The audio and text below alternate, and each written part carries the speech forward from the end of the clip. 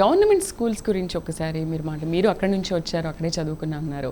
But అప్పటికి ఇప్పటికీ ఉన్న తేడా ఏంటి సార్ ఫ్యాకల్టీస్ అంటే విషయంలో? కాదండి, అప్పుడు ప్రైవేట్ ఎడ్యుకేషన్ సిస్టమ్ లేదండి. మొత్తం అందరూ గవర్నమెంట్ స్కూల్స్లో జాయిన్ అయ్యేవారు. గవర్నమెంట్ స్కూల్లో ఉన్నప్పుడు సరిగ్గా చదవకపోతే తిట్టేవారు, కొట్టేవారు, లేకపోతే ఊళ్ళో జనాలు కొట్టేవారు, లేకపోతే ఒక రకమైన డిసిప్లిన్ ఉండేది, టీచర్ అంటే ఒక రెస్పెక్ట్ ఉండేది.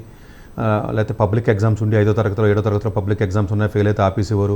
ఇప్పుడు ఏంటంటే భోజనం పథకం పెట్టామా, లేదా గోడకు పెయింట్ వేసామా, లేకపోతేనేమో మీరు ఇలాంటి పదాలు తప్ప అసలు పబ్లిక్ ఎగ్జామ్ సిస్టమే లేదు. 1వ తరగతిలో జాయిన్ అయినోడికి 10th వరకు పబ్లిక్ ఎగ్జామ్ ఉంటుంది, 10th పబ్లిక్ ఎగ్జామ్ రాయమంటారు. ఆ ఎగ్జామ్ కూడా సరిగా అంతంత మాత్రంగా 50% పాస్ అవుతారు. అంటే రెస్పాన్సిబిలిటీ పేరెంట్స్లోనూ లేదంటే, అటు టీచర్స్లోనూ లేదు, సొసైటీలోనూ లేదంటే. ప్రైవేట్ ఎడ్యుకేషన్ సిస్టమ్ ప్యారల్గా ఎప్పుడైతే మీరు డెవలప్ చేశారో ఆబ్వియస్గా ప్రైవేట్ జనాలందరికీ మనీ పెరిగి ఇన్కమ్ పెరిగింది కదండి.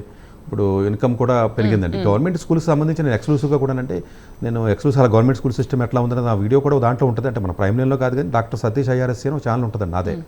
సో దాంట్లో చాలా వీడియోస్ ఉంటాయి, ఎడ్యుకేషన్ వీడియోస్. చాలా మంది తెలియదు యాక్చువల్గా, దీనికి ముందు వీడియోస్ ఉంటాయండి.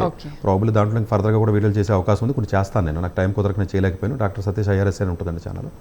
సో డెఫినెట్గా దాంట్లో ఎడ్యుకేషన్ సిస్టమ్ గురించి, గవర్నమెంట్ స్కూల్ గురించి నేను చాలా డీటెయిల్గా చెప్పానండి, చాలా డీటెయిల్గా చెప్పాను. ఒకటి అందువల్ల ఏంటంటే గవర్నమెంట్ స్కూల్స్లో సిస్టమ్ ఏం మారిపోవడం ఏం లేదండి. అప్పుడు 20 ఏళ్ల క్రితం రేవంత్ రెడ్డి వచ్చి నేను చదువుకున్నాను అయ్యాను, లేకపోతేనేమో చంద్రబాబు నాయుడు గవర్నమెంట్ స్కూల్లో చదివాడు అయ్యాడు, లేకపోతే నేను గవర్నమెంట్ స్కూల్లో చదివాను సతీష్ గారు అయ్యారు, ఇప్పుడు చదవకూడదు అంటే అప్పుడున్న రోజులు వేరు, అప్పుడు ఉన్నటువంటి సిస్టమ్ వేరండి. అప్పుడు ఉన్నటువంటి సిన్సియారిటీ వేరు, టీచర్స్లో కానీ స్టూడెంట్స్లో కానీ. టీచర్స్ ప్రతి వారానికి ఒకసారి కొట్టేవారు నన్ను, నేను చదువుకున్నాను అనే కదా అందరు. నేను ఎవరైనా సరిగా అలర్ చేసినా, కొంచెం డిసిప్లిన్ సరిగా లేకపోయినా ఇంకోటున్నాం. ఇప్పుడు ఏంటంటే అసలు పేరెంట్సే సరిగ్గా లేరు కదండి. ప్రాబ్లమే జనాలు అందరూ దొంగలు, అందులో గజ్జ దొంగ పొలిటీషియన్. మన అందరూ దొంగలమే, ఇందులో పెద్ద దొంగ లీడర్ ఒక పొలిటీషియన్. ఇప్పుడు అంతా సిస్టమ్ అంతా అలాగే ఉంటుంది.